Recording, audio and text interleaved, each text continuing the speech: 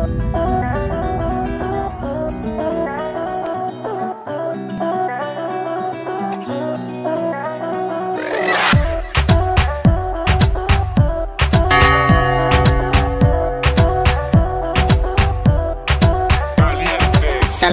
warahmatullahi wabarakatuh. Kembali lagi bersama Arah Edukasi Channel ya. Di kesempatan kali ini kita akan melanjutkan tentang materi tes psikotes IPPS ya.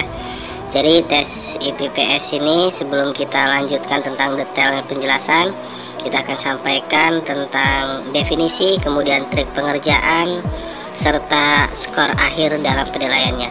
Yang pertama kita akan sampaikan tentang definisi bahwa tes IPPS ini atau Edward Personal Preference Schedule ini sering diujikan dalam serangkaian tes, baik itu tes calon karyawan swasta, karyawan BUMN, atau tes pegawai negeri sipil, atau juga tes angkatan bersenjata Republik Indonesia ya teman-teman.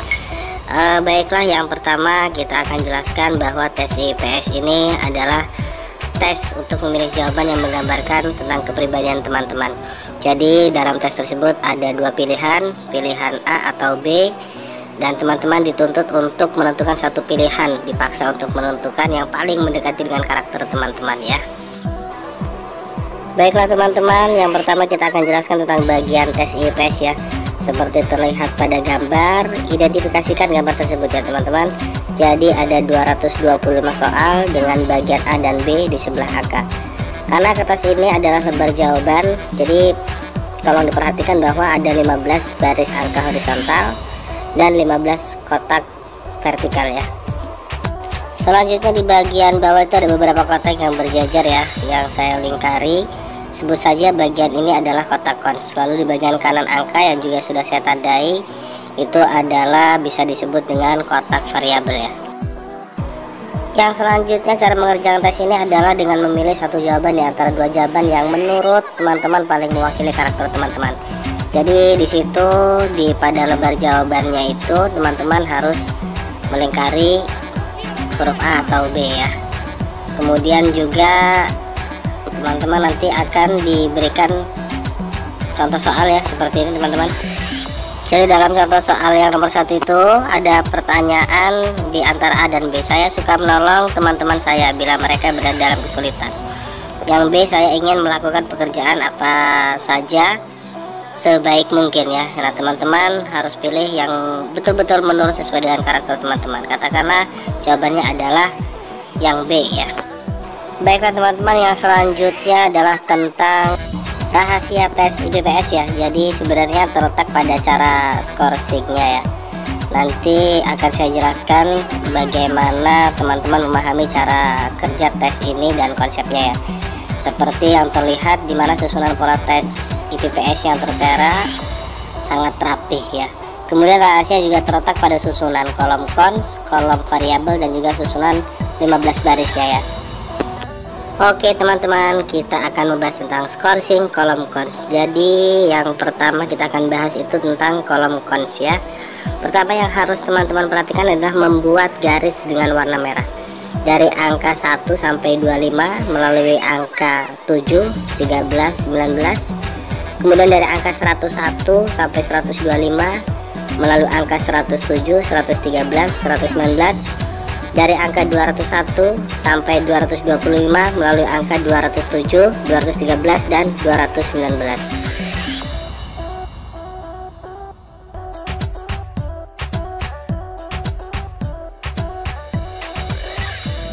Lalu cobalah buat garis biru ya teman-teman, dari angka 26 sampai dengan 50 melalui angka 32, 38, 44.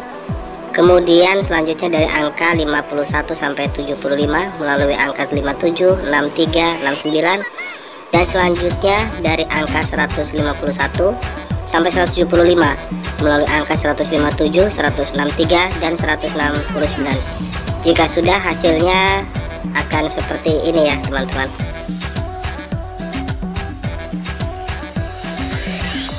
Yang selanjutnya, setelah teman-teman membuat garis merah dan garis biru pada setiap angka, kemudian teman-teman perhatikan angka yang dilalui garis-garis tersebut ya. Misalkan angka 1 yang di garis merah, Kemudian kita perhatikan juga dengan secara vertikalnya di bawah ada angka 151 yang bergaris biru. Jadi angka 1 kemudian dihubungkan dengan angka 151 secara vertikal. Begitupun angka-angka lainnya yang juga memiliki pasangan yang sama ya. Misalkan angka 7 versus angka 157 maksud saya. Kemudian angka 13 dengan angka 163. Kemudian angka 26 dengan angka 101, kemudian angka 151 dengan 201. Jadi pada bagian kolom cons ini jawaban teman-teman itu harus sama ya. Misalkan pada nomor 7 jika jawaban teman-teman B, maka di nomor 157-nya juga harus B ya. Itu sudah menjadi rumusan ya teman-teman. Baiklah teman-teman, yang selanjutnya tentang kotak yang ada di paling bawah, itu adalah jawaban atau tanda ketika jawaban teman-teman sama ya. Jadi jika jawaban teman-teman sama, maka di bagian bawah atau di kolom cons akan diberi tanda centang ya. Tapi jika salah maka akan diberikan tanda silang ya. Jadi minimal untuk lolos ke tahap scoring itu selanjutnya teman-teman harus memiliki 10 kolom cons yang dicentang hijau ya. Artinya yang betul ya. Jika kurang dari 10 maka psikolog itu tidak akan melanjutkan scoring hasil tes teman-teman. Baiklah teman-teman, yang selanjutnya kita akan bahas tentang scoring verbal ya. Jadi pada scoring verbal ini ada beberapa tahap. Yang pertama harus teman-teman tentukan dulu poin prioritasnya ya teman-teman. Jadi konsepnya begini ya teman-teman, ada 15 tulisan di kolom verbal. Saya akan jelaskan satu persatu ya. Yang pertama itu adalah achievement atau kebutuhan prestasi. Yang kedua difference atau kebutuhan menyesuaikan diri mengikuti aturan. Yang ketiga order atau kebutuhan melakukan keteraturan ya. Kemudian ada exhibition atau kebutuhan menunjukkan diri untuk didengar dan diperhatikan. Selanjutnya autonomi, kebutuhan mandiri atau bertindak bebas. Selanjutnya affiliation atau kebutuhan hubungan dengan sesama manusia. Kemudian introspection tentang kebutuhan memahami perasaan orang lain atau empati. Yang selanjutnya tentang securance atau kebutuhan meminta bantuan dan dukungan. Yang selanjutnya dominance, kebutuhan dominasi atau menguasai. Selanjutnya abasement, kebutuhan tunduk atau rendah diri. Selanjutnya adalah nurturance, kebutuhan partisipasi dalam hubungan sosial atau membantu orang lain. Yang selanjutnya change, kebutuhan mencari pengalaman baru. Selanjutnya adalah endurance, kebutuhan untuk ulet atau kegigihan. Selanjutnya heteroseksual, kebutuhan hubungan dengan lawan jenis atau ketertarikan. Kemudian terakhir adalah aggression, kebutuhan untuk melawan orang lain atau ambisi. Jadi ini adalah poin-poin verbal tentang aspek-aspek yang akan ditentukan mana yang menurut teman-teman paling penting untuk mendapatkan posisi yang sedang teman-teman tuju atau sedang teman-teman lamar ya. Nah misalkan teman-teman mendaftar menjadi seorang operator produksi, tentu ada beberapa poin yang paling dibutuhkan ya, seperti achievement, abasement, difference, affiliation. Itu merupakan aspek yang paling dibutuhkan. Berbeda dengan seorang akuntan yang lebih mengutamakan achievement, order, difference, dan autonomi. Jadi buatlah skala prioritas yang membuat kepribadian teman-teman itu terlihat cocok untuk pekerjaan yang sedang dituju ya. Jadi bagaimana cara untuk mendapatkan scoring setiap aspek yang teman-teman tuju ya. Katakanlah contoh seperti operator produksi tadi ya. Jadi mari kita lihat aturannya sebagai berikut. Nah kali ini saya akan coba membuat sebuah bagian semu di atas angka, menirukan kolom variabel yang ada di sebelah kanan. Ini cuma hanya sebagai pembanding saja ya, hanya perumpamaan saja agar horizontal dan vertikalnya bisa terambil. Selanjutnya lalu bagaimana cara untuk mendapatkan scoring setiap aspek ya. Nah mari kita perhatikan aturan dalam skenario scoringnya ya teman-teman. Aturan yang pertama, nomor yang dilalui garis merah tidak dapat dinilai sebagai skor ya. Kemudian yang kedua, nomor yang dilalui garis merah itu ada 15 ya teman-teman. Selanjutnya jumlah soal ada 225. Yang selanjutnya berarti jumlah nilai maksimal adalah 420 ya, karena ada 225 nomor soal. Jadi setiap nomor soal ada dua pilihan jawaban ya, antara A dan B. Kemudian dikurangi 15 nomor soal, artinya 225 dikurangi 15 kemudian dikalikan 2 sama dengan 420 poin ya teman-teman. Kemudian aturan yang kelima, 210 terbagi ke dalam 15 aspek variabel seperti achievement, order, difference, dan lain sebagainya ya. Kemudian yang aturan ke-6, di baris pertama secara horizontal terlihat angka 1, 6, 11, 16, 21, 26, 31 dan seterusnya berada di bagian variabel H ya. Kemudian aturan yang selanjutnya, di bagian kolom variabel terdapat kolom dengan huruf R, C, dan S ya. Yang selanjutnya kolom R itu artinya jumlah A yang Anda pilih secara horizontal. Kemudian kolom C artinya jumlah B yang teman-teman pilih secara horizontal. Nah yang selanjutnya kolom S adalah jumlah kolom A ditambah kolom B. Jadi seharusnya jawabannya adalah 14, jadi bukan 15 ya, karena setiap baris selalu ada satu nomor yang bergaris merah. Nomor bergaris merah tidak dapat dihitung dalam scoring. Silahkan perhatikan tuh teman-teman ya.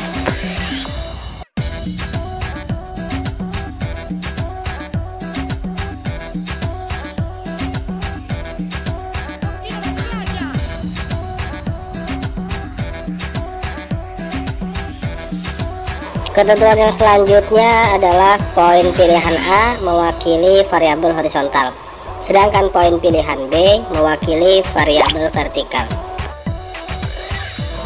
Yang selanjutnya coba perhatikan variabel semu yang saya buat di gambar atas tersebut ya teman-teman. Nah dari aturan di atas coba kita membuat simulasi scoring ya. Jadi seperti yang saya bilang di awal ya teman-teman, ada 15 poin variabel yang tersebar di antara 225 soal tersebut.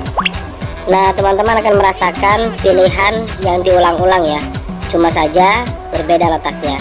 Misalkan pilihan B di nomor 28, kemudian 83, 85. Semua pilihan B nya sama, semua pilihannya sama yang B ya.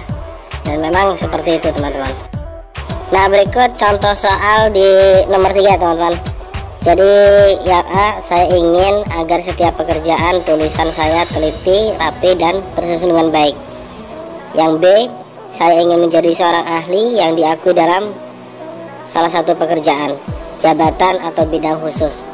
Nah disitu karena soal nomor 3 berada di baris ketiga secara horizontal dan baris pertama secara vertikal, artinya soal nomor 3 gabungan dari order dan achievement ya. Nah mengapa demikian? Teman-teman coba lihat pada kolom variabel. Baris ketiga dan baris pertama adalah order dan achievement.